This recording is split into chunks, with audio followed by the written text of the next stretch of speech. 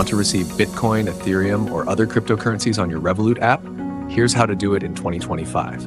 Step by step. Step 1. Open the Revolut app, log in and tap on the crypto section from the main dashboard. Step 2. Select the crypto you want to receive. Choose the specific cryptocurrency, like Bitcoin, Ethereum, or Solana, that someone will be sending to you. Step 3. Tap Receive. You'll see your unique wallet address. You can either copy the address or use the QR code to share it with the sender. Step 4. Wait for the transaction. Once the other person sends the crypto to your address, it may take a few minutes to confirm on the blockchain. You'll get a notification once it's received.